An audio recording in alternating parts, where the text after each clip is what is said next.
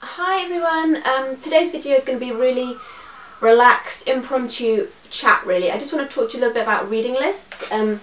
This is part of the virtual homeschool co-op's assignments. So every week the virtual homeschool co-op gives YouTubers an assignment. So this week's assignment is reading lists. To talk a little bit about reading lists, whether you use one, if so how you come up with your reading list, if you make it yourself or if it's part of your curriculum, how much time you give reading your kids to read every day, if you reward your reading and stuff like that. So that's what I want to talk to you a little bit about. I'm really sorry if I'm a bit lacking in energy today. I am not well at all. I've got flu and I probably shouldn't be making this video, but I was watching Homeschool on a hill and her video was so nice. And then I watched what was it? Faithfully Homemade, and I just thought it looked so much fun, so I wanted to have a go and maybe it'd cheer me up. So that's why I'm making a video for you today, and hopefully it'll be useful as well. So for reading lists, do we have a reading list? Not really. I mean, I have a stack of books that I would like my child to go through, but it's very fluid, you know. If he wants to read them, brilliant. If we find books, you know, as we're going through the year that are not on that list, that's okay, we read them instead. We don't have like a concrete list and we check books off as we go along. I mean, if we did, that would be both like make things easier and potentially make things harder for us. I like the flexibility, I like to have things fluid. You know, kids change all the time, their interests develop, and it's nice to be able to adapt their reading to that. So that's really what we do. We adapt their reading list to their interests, also to other subjects that they're studying. So we might try and correlate what they're reading with their history, science or art. And that's the way we do things. So where I get the reading, their readers from are, I get quite a lot from this book. This is The Well-Trained Mind by Susan Wise Bauer. And this is one of the foremost books to do with the classical approach to home education. I'll leave a link for all these books in the description box below. And then another really nice one is Honey for a Child's Heart. And this is a really good book. It goes by sort of age groups as well as by category. And this was one of the first books recommended to me when I spoke to one of my teachers, like my religious teachers, about homeschooling and parenting in general. She recommended this to me. It's written by a Christian lady, I believe, but it's excellent. It's really good.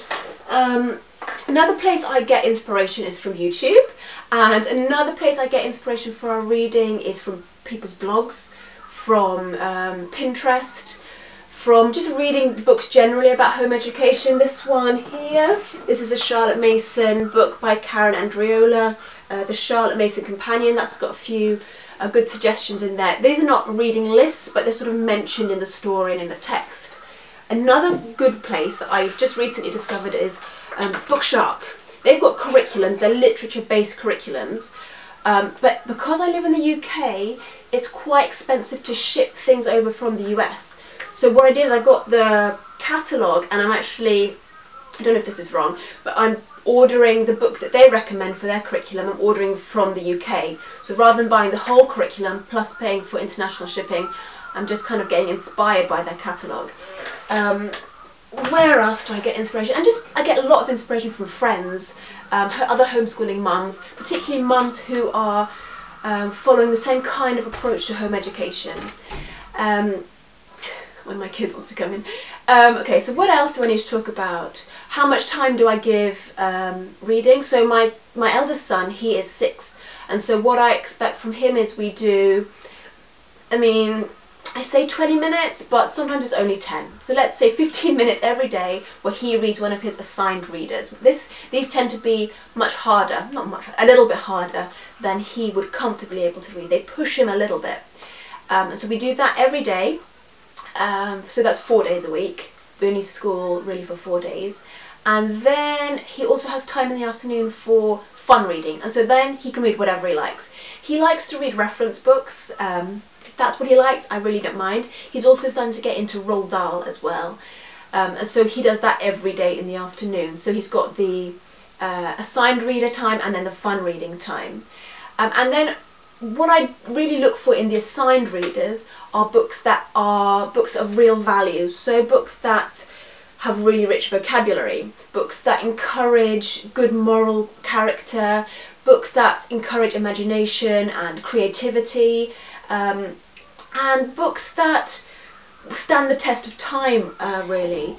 Not what Charlotte Mason calls twaddle. I do have twaddle in my home, and to be honest, my son reads twaddle a lot in his free reading time, but when it comes to his assigned readers, I want him to be reading really good classic literature or books, like I say, of value.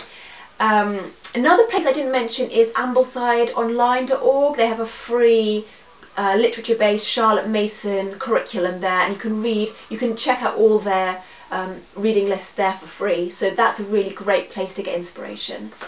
We do not test comprehension in a formal way. At school I hated comprehension. You know, there's nothing that takes the joy out of reading than knowing at the end of your reading assignment you're going to have to answer all these boring questions. So I do not make my son do comprehension questions. Instead, what I do is I just talk to him. I just talk to him about it. He's only 6, so there will come a day when he has to learn how to answer comprehension questions. But right now, I personally feel it's more important that he develops a love for reading, and I think comprehension questions are a brilliant way to kill that love for reading. So we do not do that at this stage. Instead, we just discuss it. We just discuss. You know, he'll finish his reading and then he'll come downstairs and I'll say, oh, so, you know, what happened today? And if he's like, I can't remember, then I'll just give him little prompts.